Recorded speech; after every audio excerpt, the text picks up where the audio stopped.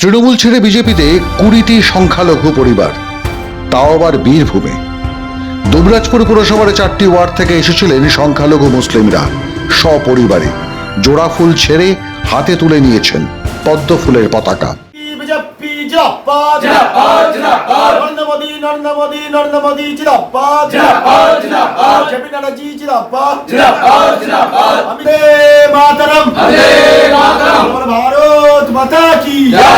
দুবরাজপুরের BJP কার্যালয়ে এই সংখ্যালঘু পরিবারগুলির কম বেশি 150 জনের হাতে বিধায়ক অনুপ কুমার সাহা তুলে দিলেন বিজেপি পতাকা।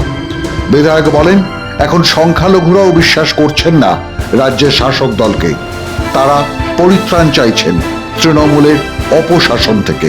তৃণমূলে যা দুর্নীতি, যা বেকার ছেলে তো কোনো কাজকর্ম পাওয়া মুশকিল আছে। তো দীর্ঘদিন থেকে তৃণমূলের জন্য অনেক কিছু করেছি।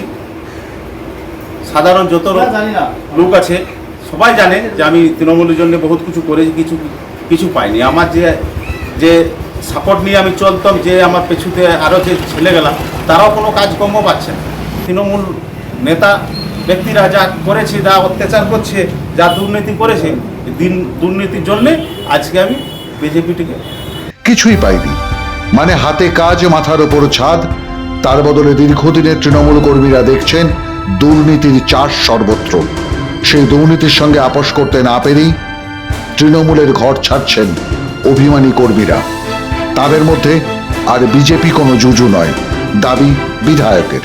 7, 9, 10 এবং 11 নম্বর ওয়ার্ড থেকে প্রায় 20টি পরিবার তৃণমূল কংগ্রেস ছেড়ে ভারতীয় জনতা পার্টিতে যোগদান করলো। ভারতীয় জনতা পার্টি আগামী দিনে যে লোকসভা নির্বাচন আছে, এই নির্বাচনে আমরা তৃণমূল কংগ্রেসকে উৎখাত করতে একসাথে লড়াই করব। তৃণমূল কংগ্রেস একটি দুর্নীতিগ্রস্ত দল এবং এই দলে যারা এতদিন তৃণমূল করছিল তারা ভেবেছিল যে তাদের জন্য দল পাশে থাকবে এবং গরিব মানুষের জন্য কাজ করবে।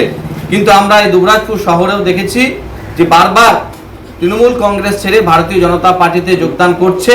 তার কারণ এই শহরে যারা তৃণমূলের নেতা আছে তারা নিজেরা যেভাবে বিভিন্ন প্রকল্পের টাকা আজকে দুর্নীতি করছে, তাতে মানুষ সোচ্চার হয়েছে, যে কারণে আজকে এই সমস্ত পরিবার তৃণমূল কংগ্রেস দ্বারা বঞ্চিত, অত্যাচারিত, তাই আজকে তারা ভারতীয় জনতা পার্টিতে যোগদান করল।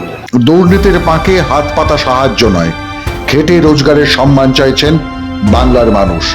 একদা অনুব্রতের ডেরায় এবার সংখ্যালঘু জমিও ভাঙছে তৃণমূল কংগ্রেসের।